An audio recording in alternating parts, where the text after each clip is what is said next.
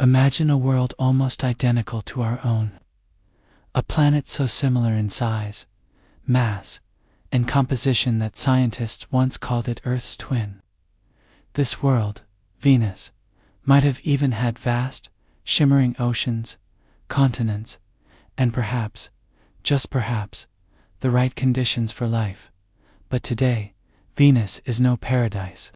It's a vision of hell, a scorched, toxic wasteland where the surface temperature is a staggering 460 degrees Celsius, hot enough to melt lead. Its atmosphere is a crushing, acidic blanket 90 times thicker than ours. So, what happened? What transformed Earth's potential twin into a planetary inferno?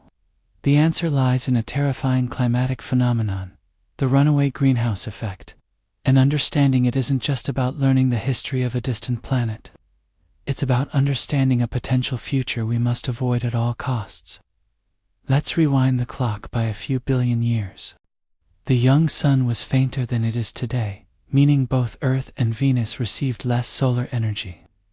Under these conditions, it's highly plausible that liquid water existed on Venus's surface. Picture it, oceans stretching across the Venusian plains, clouds dotting the sky. It would have looked remarkably familiar. But as the sun gradually grew brighter and hotter, things on Venus began to change, setting off a chain reaction that would seal its fate. The key player in this planetary drama is water vapor.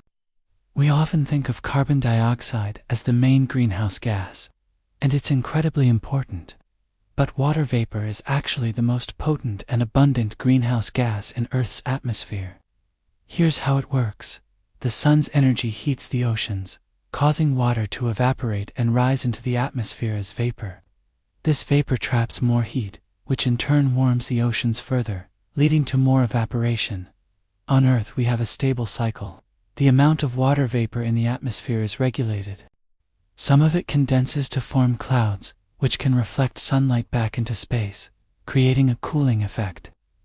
Eventually it falls as rain, returning the water to the surface. This beautiful, balanced system has kept our planet's climate relatively stable for eons, but on Venus, this system broke. As the sun's intensity increased, Venus's oceans started to evaporate at a much faster rate. More water vapor flooded the atmosphere, trapping more and more heat. This created a vicious feedback loop. Hotter temperatures meant more evaporation, which meant an even hotter atmosphere, and so on. Unlike on Earth, the process didn't self-regulate, it spiraled out of control. Eventually, the temperatures became so high that the oceans literally boiled away entirely. All of Venus's water was lifted into the atmosphere, creating a thick planet-encircling blanket of steam that trapped an immense amount of heat. This was the point of no return. In the upper atmosphere, the intense ultraviolet radiation from the sun started to tear the water molecules apart. A water molecule, H2O, is made of 2 hydrogen atoms and 1 oxygen atom. The lightweight hydrogen atoms were stripped away and escaped into space, lost forever.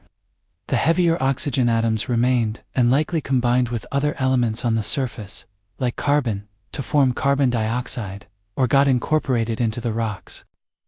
Without hydrogen, water could never form again on Venus. The planet's water was gone for good. With the oceans gone, another critical climate regulator disappeared. On Earth, our oceans are a massive carbon sink. They absorb huge amounts of carbon dioxide from the atmosphere, locking it away. Without its oceans, Venus had no way to do this. Volcanoes, which were likely very active on early Venus, just as they were on Earth, continued to pump out gases, including massive quantities of carbon dioxide. With nowhere for the CO2 to go, it just accumulated in the atmosphere. This added fuel to the fire, amplifying the greenhouse effect that the water vapor had already kicked into overdrive. The result is the Venus we see today, a dry, scorching hot planet, suffocating under a thick, toxic atmosphere composed of 96% carbon dioxide. One of the most mind-boggling questions for scientists is, when did this happen? Did Venus lose its oceans early in its history, or was it a habitable water world for billions of years? The evidence is incredibly difficult to decipher because Venus's surface is geologically young. Intense volcanic activity over the last billion years has paved over most of the planet's older surface, erasing the ancient geological records that could tell us about its watery past. It's like trying to read a history book where someone has poured lava over all the early chapters. Some recent computer models suggest Venus could have maintained liquid water for as long as 3 billion years, only succumbing to the runaway greenhouse effect in the last billion years or so. If that's true, it means that for a vast stretch of cosmic time, there might have been two life-friendly planets in our solar system, side by side. It's a tantalizing and somewhat haunting thought. What kind of life could have emerged there, only to be wiped out by this climate catastrophe? We may never know for sure. So, what does Venus's tragic story mean for us here on Earth? Could our planet suffer the same fate? The short answer is, not in the same way, and certainly not anytime soon. Earth is farther from the Sun than Venus, in a Goldilocks zone where the solar energy we receive is just right. Our planet's natural systems for regulating carbon and water are robust. However, Venus serves as the ultimate cautionary tale.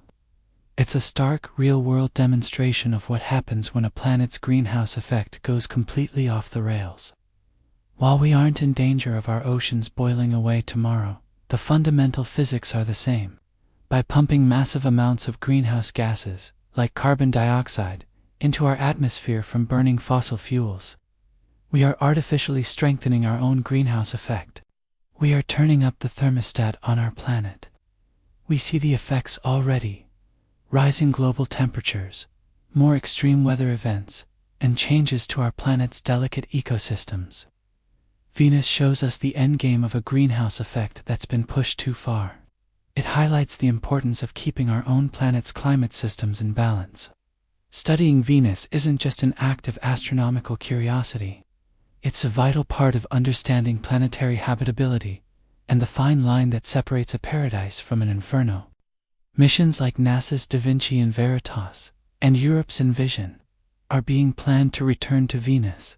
They will brave the extreme conditions to peel back the layers of its thick clouds, map its surface in high detail, and analyze its atmospheric composition. These missions will help us answer the lingering questions.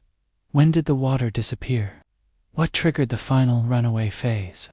By understanding the specifics of Venus's past, we can refine our models of planetary climates, including our own. Venus is more than just our evil twin. It's a cosmic ghost, a warning from across the solar system. Its story is written in sulfur and heat, a testament to the fragility of planetary climates. It reminds us that the conditions that make a world habitable are not a given. They are the result of a delicate, complex balance that we must strive to understand and protect. The searing plains of Venus are a silent, powerful argument for why we must be responsible stewards of our own beautiful, blue world. Thank you so much for joining me on this journey to our planetary neighbor. It's a fascinating and sobering topic, but one that's crucial to understand. If you enjoyed this deep dive and want to explore more cosmic mysteries with us, please hit that like button and subscribe to the channel. Let me know in the comments what you think about Venus's past, or what other space topic you'd like to see next.